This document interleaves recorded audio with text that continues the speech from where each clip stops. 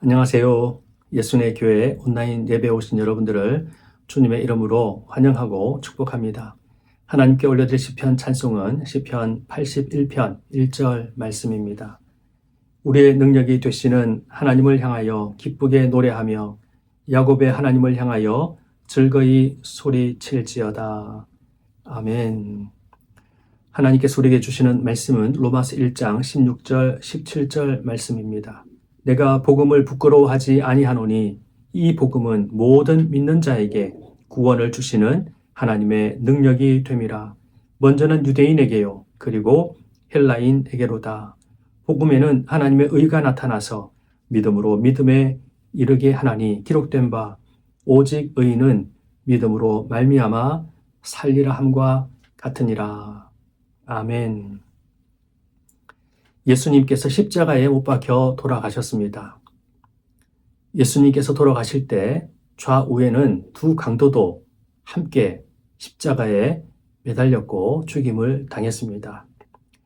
당시 십자가형은 가장 비참한 사형이었습니다. 왜 십자가형을 사용했을까요? 첫 번째는 극심한 고통을 주기 위해서였습니다. 손과 발에 못을 박아서 서서히 아주 천천히 온갖 고통을 다 느끼고 당하면서 죽음을 맞게 했던 것입니다. 두 번째는 공개적인 수치를 주기 위해서였습니다.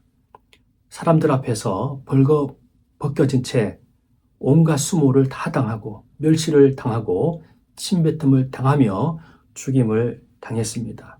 세 번째는 저주받은 인생이라는 낙인을 찍기 위해서 십자가에 매달아 죽였습니다.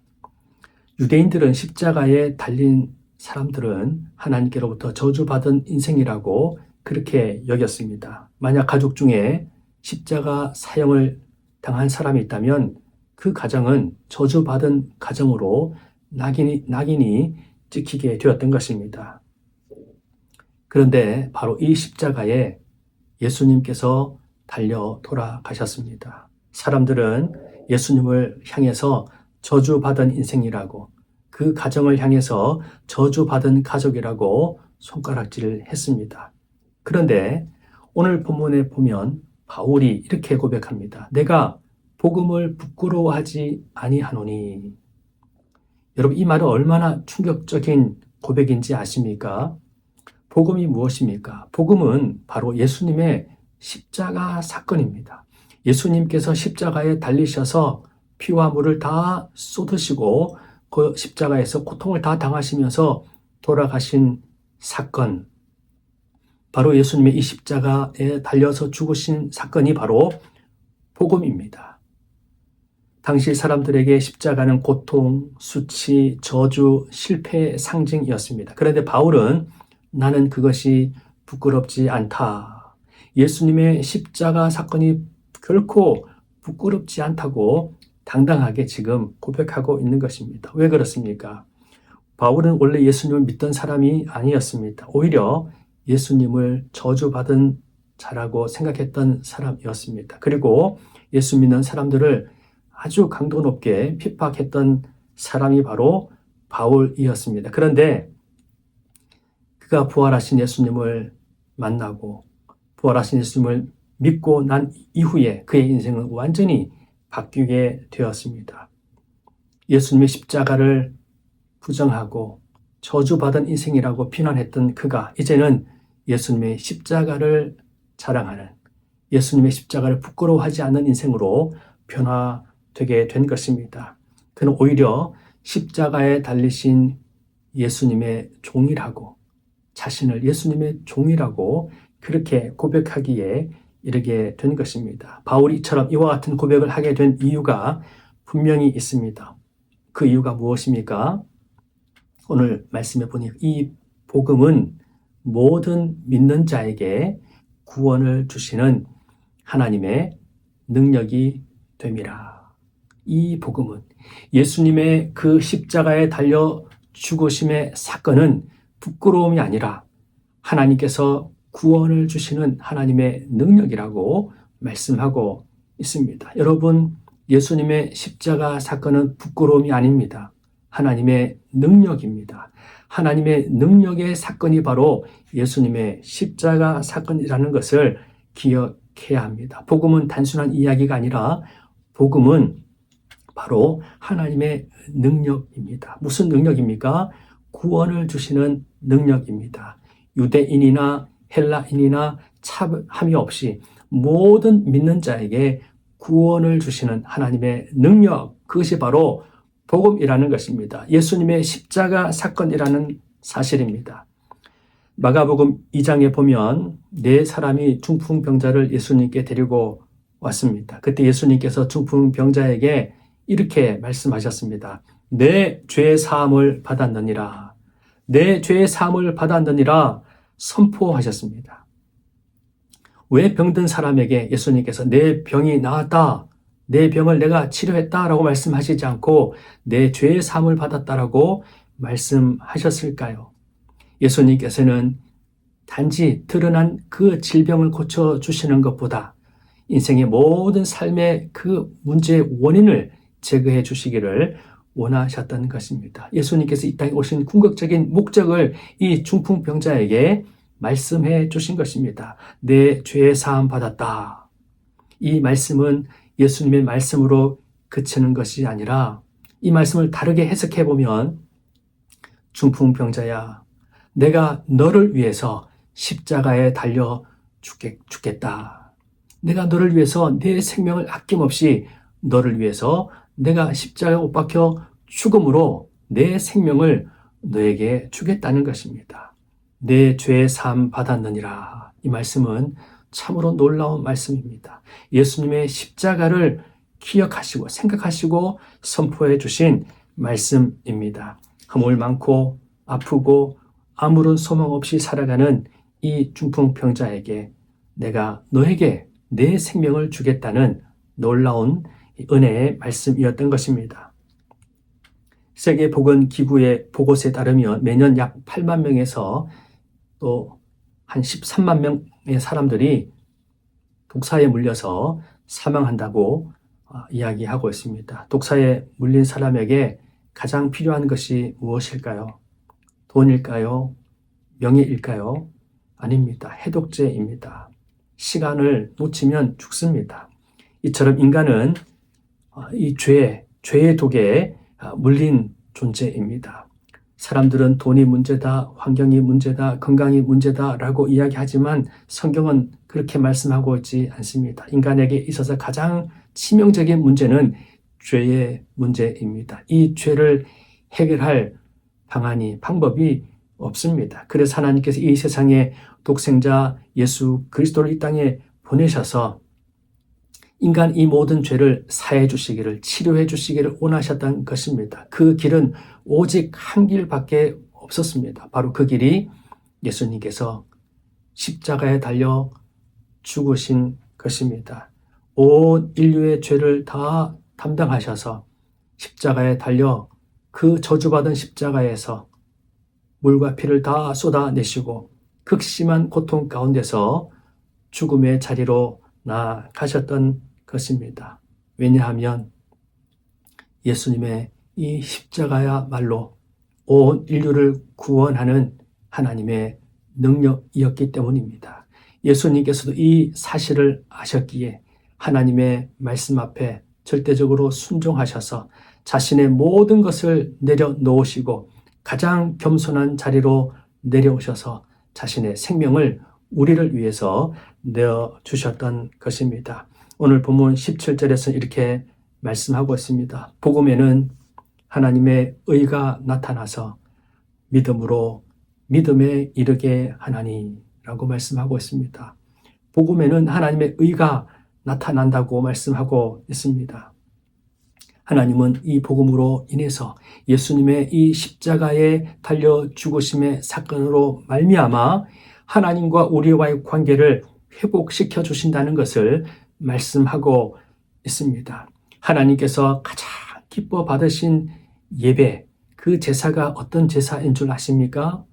바로 예수 그리스도의 십자가 사건입니다. 자신의 생명을 희생 제물로 하나님 앞에 올려드리신 이 제사, 이 예배, 하나님께서 가장 기쁘게 받으신 것입니다. 이 예배가 얼마나 놀라운지 예수님께서 십자가에 달려 죽으심으로 말미암아 하나님의 의가 나타나게 된 것입니다. 온 인류를 구원하는 하나님의 구원에 복된 소식이 바로 이 사건 속에 있었다는 사실입니다. 예수님의 십자가에 달려 돌아가신 이 사건은 하나님과 우리와의 관계를 회복시키시는 사건이 되었습니다. 우리의 죄를 사해 주시고 하나님께서 우리를 의롭다 인정해 주시는 사건이 바로 예수님의 십자가 사건이었습니다. 하나님의 의가 예수님의 십자가 사건을 통해서 우리에게 나타난 바 된 것입니다. 이 복음을 받아들이는 자에게, 믿는 자에게 바로 하나님의 의가 임하게 되고 하나님과의 관계가 회복되게 되었다는 사실입니다. 믿음으로 믿음에 이른다는 말씀은 무슨 말씀일까요? 우리 인생이 예수님의 십자가 사건을 통해서 믿음을 갖게 됩니다. 이제 우리의 삶이 주 안에서 새롭게 빚어지게 되었다는 것입니다. 이제 믿음으로 살아가는 인생, 예수님으로 말미암아 새 사람이 되어서 거듭나서 참으로 이제 믿음 안에서 살아가는 인생이 되었다는 것입니다. 여기서 끝이 아니라 믿음으로 믿음에 이른다. 시작도 믿음이요, 과정도 믿음이요, 마지막도 열매도 믿음으로 우리가 맞춰져야 한다라고 말씀하고 있습니다. 믿음으로 시작해서 믿음으로 살아가고 믿음으로 끝나는 삶이 바로 우리 인생이라고 가르쳐주고 있는 것입니다. 구원도 믿음으로 받고 삶도 믿음으로 살아야 한다는 것을 오늘 우리에게 말씀하고 있습니다. 그런데 종종 이렇게 살아가는 경우가 있습니다. 처음에는 믿음으로 시작했다가 어느 순간부터는 예수님을 믿음의 대상이 아니라 내 삶의 부귀영화를 위한 수단으로 삼는 경우가 있습니다. 예수 믿고 잘 되자, 예수 믿고 성공하자, 예수님 때문에 내가 이 땅에서 잘 되는 거, 여러분 이것은 참된 믿음의 삶이 아니라는 것을 기억해야 합니다. 신앙의 중심이, 믿음의 대상이 예수 그리스도가 아니라 내 자신이 되고 세상의 성공이 되면 그것은 올바른 믿음이 아니라는 것을 기억해야 합니다. 오직 의인은 믿음으로 말미암아 살리라. 오직 의인은 믿음으로 말미암아 살리라. 믿음으로 산다는 것은 사람으로 산다는 것이 아니라는 것입니다. 내 노력과 내 수고와 내 헌신으로 내가 거룩해지고 내가 잘 사는 것이 아니라는 것입니다. 오직 전적인 하나님의 은혜, 예수 그리스도의 십자가와 부활의 이 복음으로 말미암아 우리가 살게 된다는 것을 말씀하고 있습니다.